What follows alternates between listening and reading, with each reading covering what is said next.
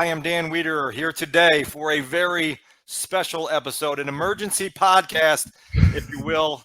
Happy to be joined by our friend Jarrett Payton for some big news. Chicago Bears legend Steve McMichael is now almost certainly Pro Football Hall of Famer Steve McMichael.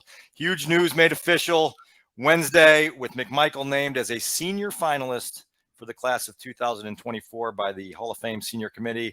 And now, barring some sort of cold and cruel twist in January when they take the final vote, Steve McMichael will get his VIP invitation into that prestigious football museum in Canton, Ohio. So without further ado, let's bring in our guy, Jarrett Payton, to help us put some perspective and some gratitude and some happiness on this landmark day. JP, how we doing? I'm doing good, Dan. I'll be honest with you. I got chills down my arm because it's long overdue. But I think, anything great comes, it's going to take some time, right? And when you think about Steve, and I think about my memories with him throughout the years of, he knew me when I was just coming out of diapers to, coaching me in football in 2010, and our relationship has stayed strong throughout. And I just, I'm happy for him because the way that he played the game of football, the way that you look at his numbers, statistics wise, especially when you look at the Bears organization where he stands, man, this is huge. And I know what this means to him as he's going through this battle with ALS right now as well. This is I want to see the smile on his face when all this goes down today. So later on in the show, I will have some audio from Dan Hampton, obviously his close friend of 40 plus years, Jimbo Covert, the most recent Bears Hall of Famer. And one of the things I talked to those guys about was Steve's kind of personal satisfaction in not needing the Hall of Fame. And he would say all the time, I don't need some gold jacket to know who I was or what I accomplished, brother. And I'd always say, Steve, though, if they came knocking, it's not like you were going to go tell them to scram, and you knew that deep down inside that this would mean something to him. Knowing, obviously, as you mentioned, this battle with ALS, we were out there in April 2021 when he first made it public, and then to see where it's gone in the last 2.5 years. With all that as context, how do you describe the fulfillment, the gratitude, the renewed enthusiasm that Steve is going to feel now that he has this distinction on his career resume and his life resume? I think it's like the icing on the cake for him. I mean, it's weird, Dan, because I think about the other guys. You name Jimbo Covert and Dan Hampton, these other guys that have gold jackets. I know all those guys.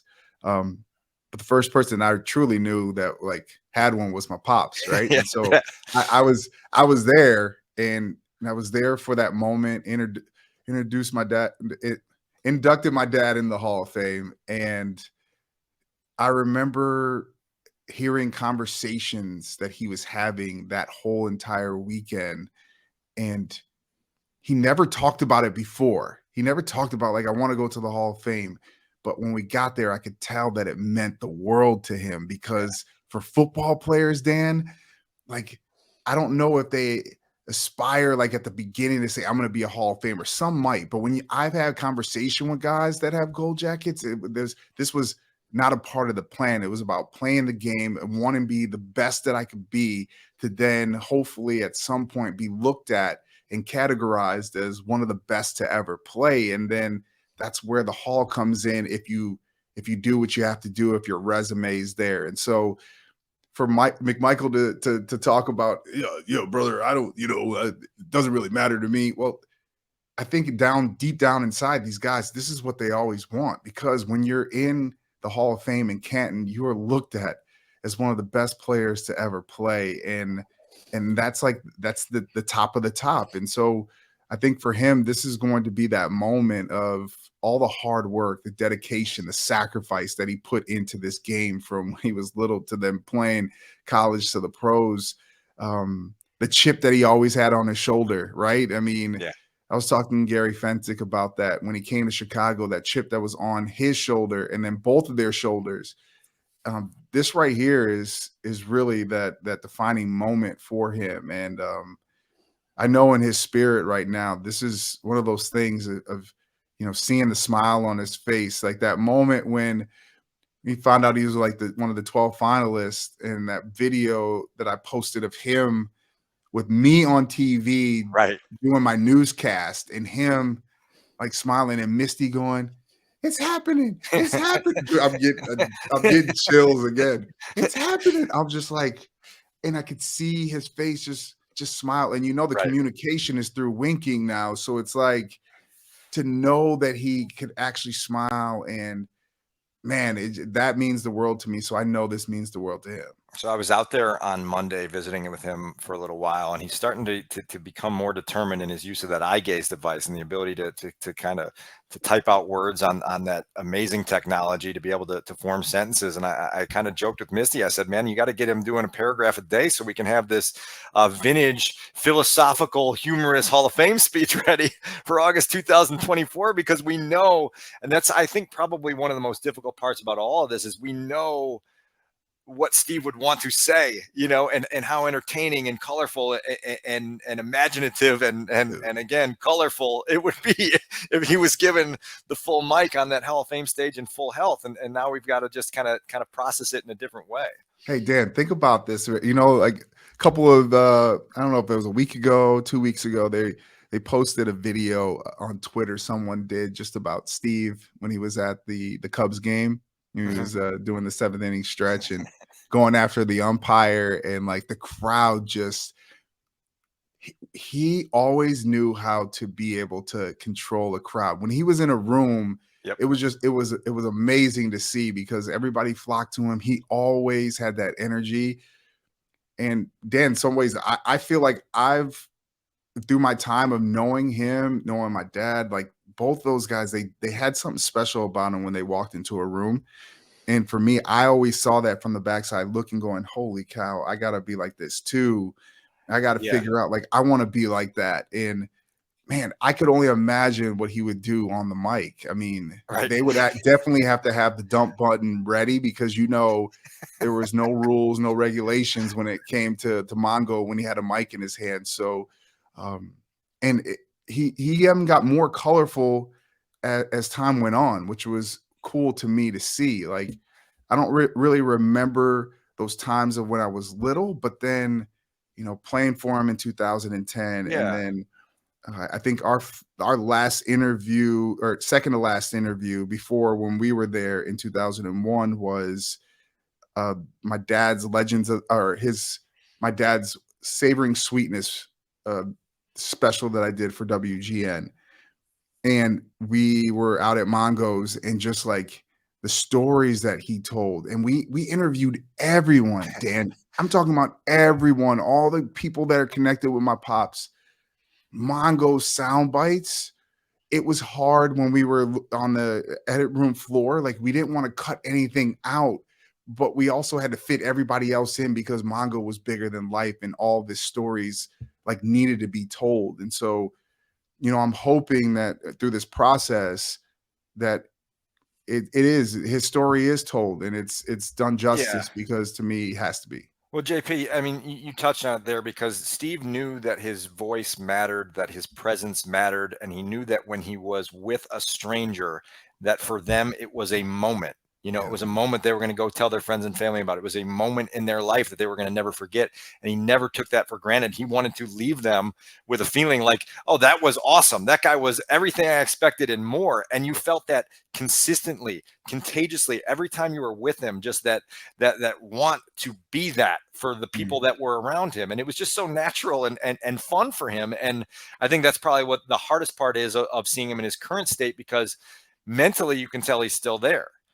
Physically, he doesn't have his presence. He doesn't have his booming voice. He doesn't have that laughter. And you just know it's just trying to get out in there, and you don't get to see it. You said a couple other things in there that I think are really worth touching on. Number one, Dan Hampton compared him directly to your dad, because he compared him in the reliability, the loyalty to teammates, the dedication to the game, the idea that no matter how broken I am going to be on that football when the kickoff comes on Sunday afternoon. I'm going to be on that field. I'm going to be there with my brothers. I'm going to be giving everything I have.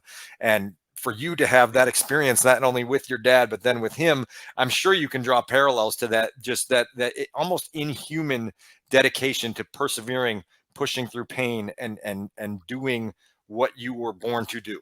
Yeah, I owe Steve so much because, you know, you look at my career and the way that it went from, you know, University of Miami to, you know, Tennessee Titans to NFL Europe to CFL. And then next thing you know, the last stop was indoor football. And so I had a lot of questions about what I was going to do next. I had no clue what was next for me.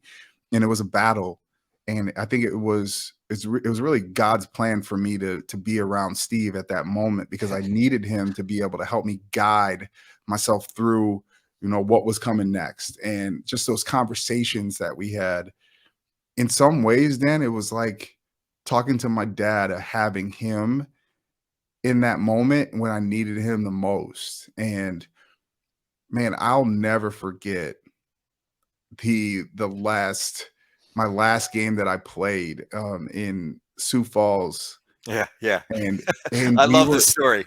yeah, like I'll forget that we were going out, and I was the last person in the locker room, had my headphones on, and I'm jamming out, and I take them off, and I hear the shower on, and I'm trying to figure out why the shower is on and who's in the shower. And I walk in as I'm about to walk out the door, and I see Mongo. He's in there and he's smoking a cigarette, and they got the shower on. He's got a can of Degree in his hand, and he's spraying it in the air as he's smoking inside. And he's going, "Okay, now, baby. All right, baby.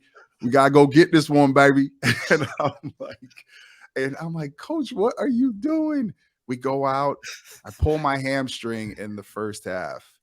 And I remember going to the back, and I'm thinking to myself, I was going into that game, going in the playoff game, going, this could actually be the last time that I play football.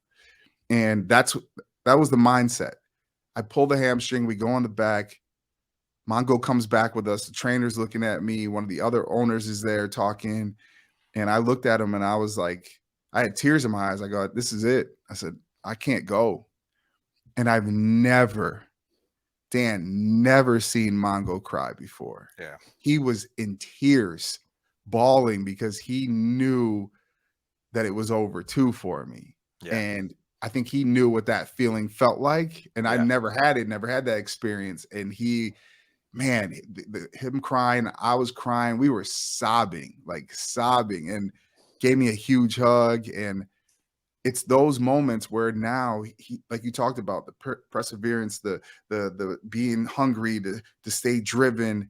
He was teaching me that for what I'm doing now. And so I'm very thankful for that time that I got to spend with him in 2010, because I needed it. Yeah. I mean, and that's an encapsulation of who this guy was. You know, I've been very honored in my career to have the opportunity over the years to become close with him, to create a bond, and to understand that he was much more than this boisterous, rowdy, vulgar guy who told good stories, that there was a deeper level of introspection and philosophical thought and drive to him that, you know, you experienced as a player. You experienced that, you know, in a way that drove you, right? Dan, if you just hit something, man. Like, if people don't know this about me, is anything that I'm passionate about, when I talk about it, like, I literally get goosebumps and chills all the time. So as soon as you said something, if you didn't take something away from Steve when you sat down with him, then you weren't listening, you weren't paying attention, because Steve would always give you some insight that you could take with you,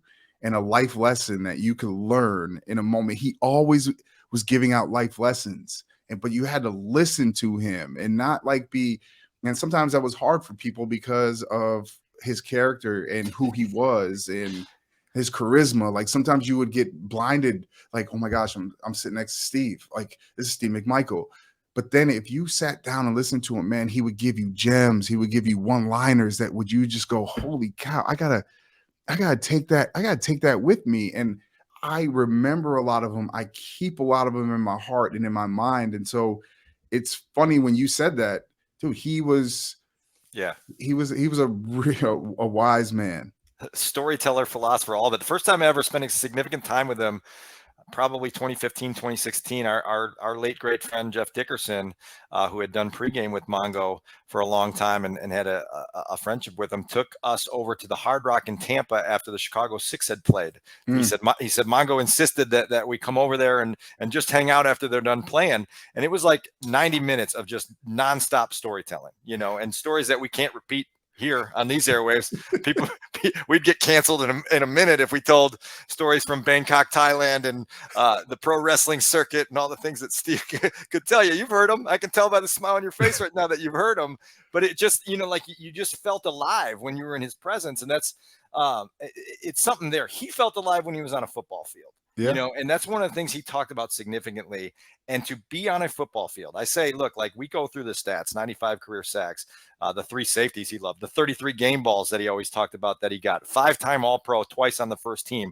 Like these are the things that come up in Hall of Fame meetings and people say, okay, there are credentials here. This is a legitimate guy who was a major cog in one of the best defenses to ever play the game. But the number for me that always stands out is 191 games played for the Bears in a row.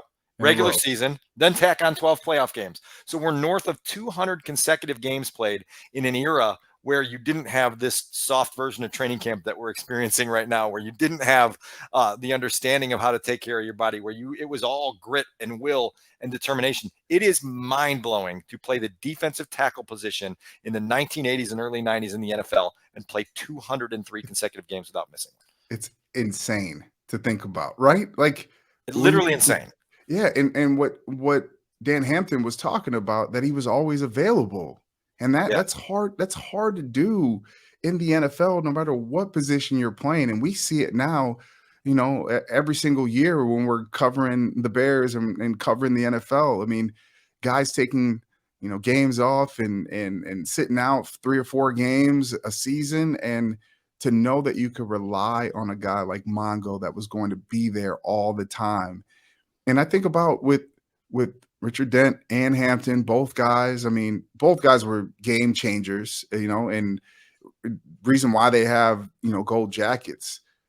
But man, what Mongo did for those guys and really helping them out and to be able to get those one-on-ones and take on the double team. And don't forget about Singletary too. Singletary too. I mean, these dudes, they all he was a big part of the success. Would that have happened without Mongo?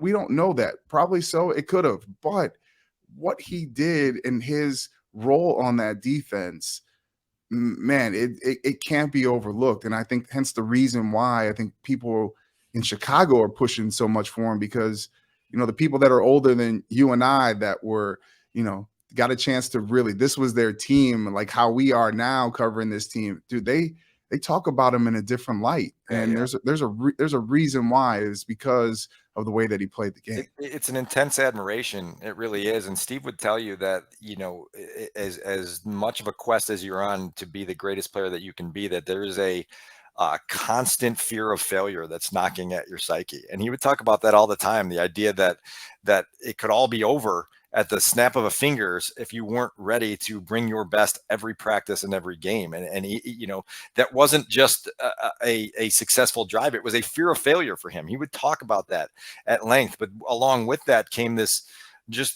drive and this dedication to understand your role in a team. And if you ever talk to Steve about his quest to impress Buddy Ryan and how it was almost like a dad that you just wanted to make happy at the end of the day, I think that was another bit of fuel that people take for granted on okay, like that plugged into your soul, that plugged into your veins, and you were just like, man, like I don't care what happens today, but I hope when we get into the Monday meetings, Buddy singles me out as having a good game. That's a constant when you talk to guys on that defense. Like I've talked to Mike Singletary about it as well, about Buddy Ryan and just how much he was loved and people admired him. The guys that played for him just wanted him to say, like, you're doing a good job, or that's a good job. Like that would go a long way. And that's what makes it so special. I think we take it for granted sometimes when we think about that 85 team here in Chicago, about how good they were, because it's kind of all we know. But when you break it down, you tear the covers away and you clean things up a little bit and you look at it, man, that defense was special. All those guys were special. And so just think about, you had to bring your A game every single day when you're around dudes that, you didn't know, but eventually we're going to be in the Hall of Fame, and guys that were going to be looked at as one of the best to play their positions. You better. But also too, think about the flip side on the offensive line side as well. Having to go up against Mongo every single day. Right. How much that made that in Hampton. And I mean, Jimbo Covert said it, like, you will never see someone on a game day that pushed him harder than he was being pushed in practice. That is a part of the success of why that team was so good and why that defense was so good.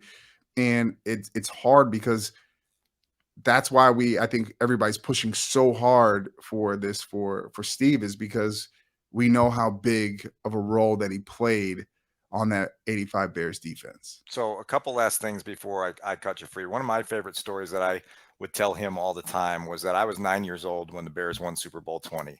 And when you're 9 and you're just getting familiar with the sport and you're trying to figure out, you just thought in Chicago, the Bears are going to be great every year. They were going to blow everybody out. And this was going to be the norm. And so Super Bowl 20, the game was so in hand by halftime that I didn't watch the second half. I went to the back end of the basement with my buddy Tim, and we played football on the other end of the basement, not watching the half. And I told Steve, I said, I was so bored at how far ahead you were that I didn't watch it. And he said, I've heard that story 100 times, brother. And you know what I tell people that said that they didn't watch the second half of our Super Bowl because they were bored by how much we were beating the Patriots? Neither did I, mother bleeper. and so that was that bravado, that gusto that he would always bring, no matter what story you had to tell. Before I turn you loose, we obviously have to bring this story into the present day. And again, you and I were out there in April 2021 when he went public with his diagnosis of ALS. In the time since, he has lost his ability to walk. He has lost his ability to talk. He is bedridden. As you mentioned, he's communicating by blinking, and there's just so little he can do physically. And yet Misty, his wife, indicated that earlier this summer, when this Hall of Fame push started to get some momentum, that she felt him come back alive a little bit, that there was new energy, there was new vigor, there was a look in his eye that she hadn't seen in a long time. So knowing them the way you do, and you can include Misty in this because she's a character in her own right, how do you describe not only what today's news means, but then what this next year, hopefully, of celebration will be as we make the countdown, 49 weeks to the class of 2024 enshrinement in Canton, Ohio? I don't even know if I can try to put it into words, Dan. I mean, this is that video that I told you I posted of her saying, like, it's happening. Like, shouts out to Misty, man, because this has been hard on her. And I think the whole entire family. But when you have to look at your husband and how she's had to be able to kind of take care, and her life has changed a lot as well. I think for both of them, I think this is that moment that they both been waiting for. And I think that just to see Steve, have that vigor and that joy because of the acknowledgement that he's seeing himself on TV, and this is being talked about probably around him all the time. It's keeping his spirit alive. And I think for them, this is going to be that time where they just, hopefully they both can enjoy it and enjoy this moment and get to that enshrinement. And I know I'll be there. I mean, I already had conversations and talks. I mean, I'm going to be there in some form or fashion because this is something that I think not only he's been waiting for, their family's been waiting for, but I think the whole city of Chicago and Bears fans have been waiting for as well. And so for us, you and I that live in this digital world, we see it every single day. The posts on just Team Mongo and people excited. I mean, I think they're probably even more excited for him, because they know that this is a moment he's been waiting for. But I think they're going to truly enjoy this. And my whole goal is to hopefully that this really does energize Steve even more. Like Um, you were literally part of that Bears family from birth, that it, but I think that those 80s teams, and particularly 85, made the entire city part yes, of that family. And so the feeling that is in the city today is that one of our relatives has yes. pushed through into a lifelong goal, and that's why there is that that These are that my that intense uncles, man. fulfillment. Dan, Yeah. these are my uncles. Man, they at some of them saw me with diapers on running around in the locker room and Do ripping you up. remember at 4 years old, like what your impressions of like particularly a guy like Steve at No, that stage of his life? I was afraid of all those guys because they were so big, but I was running around doing whatever I wanted to do, and like, and especially in the locker room, the one thing everybody says is they used to have these hot chocolate packets that you could put into the water, and they were kind of big, and I would rip them and then be like throwing the powder all around and stuff like that, and so they would like try to catch me, but I was so quick, man. I'd be running under stuff. So just hearing those stories and remembering like those moments and how awesome those moments were, man. Like I just wish there was Twitter and or X as they Maybe call it not. now. Maybe not. Nah, maybe not, because some of these guys might not be enshrined. You know what I mean? If they do all the stories, but that's what made it so special, Dan. Is that we all thought, and I think everybody in the city thought that this was going to be something that we were going to see that's going to last for a long time. But it was almost like a shooting star, and I think Yeah. Bears fans, that's the reason why we hold on so tight to this 85 team, and why the guys are so special to us, because we know that no matter what happens, even if when another championship does come to Chicago, it will never ever compare to what happened and what we saw in Well, 85. that's another thing that Steve said, is that he said there's room on the mountaintop, baby. We're not up here trying to, be the only people up here. Any other team that wants to come join us, there's room on the mountaintop. And so hopefully one day we're lucky enough to see another Chicago Bears team get up there. Two really quick last things. What you brought up there about, you wish there was Twitter or X or social media back in the day so we would have had more documentation of this. Well, Steve wrote that book many years ago. I don't know, Tales from the Gridiron or whatever it was called. And he said when he started writing that book, he was getting calls from teammates left and right and saying, "You're not going to tell everything, are you?" And he said, "Brother, I'm trying to keep us all heroes. Of course, I'm not going to tell everything." And so that was another moment that it speaks to a time, right? It's a moment in time. And today is obviously a moment in time. And to hear him say, I don't need a gold jacket. I knew who I was and and what I accomplished. Well, you're getting your gold jacket, big fella, and you're getting your bust in that prestigious wing of the Hall of Fame. And how cool is that for everybody that has had a chance to know who Steve is? Dude, amazing. Like amazing, cuz I can only imagine playing the game and knowing how tough it is, Dan, at that high level, and to be able to do it for that long and that consistent. Man, it speaks to who you are, man. You have to be a different type of dude when you walk onto that gridiron between those white lines to be able to say you're enshrined in Canton. And man, my hat goes off to him, because my respect level for guys like him, like my dad, Hampton, uh, Dent, Singletary, all those guys, man, they sacrificed a lot to be able to get to that moment. Yeah. And it's something that it's driving me to this day. And so the fact that we know another one of the family is going in, it's going to make it even more special. I'll see you in Canton. I appreciate you carving out time. It's a great conversation. I could keep you all day, but we've got other things that we both need to do today. But awesome talking to you. Great perspective, great insight. Thanks for jumping on, JP. Hey, anytime, Dan. Appreciate you. All right, we'll talk to you soon.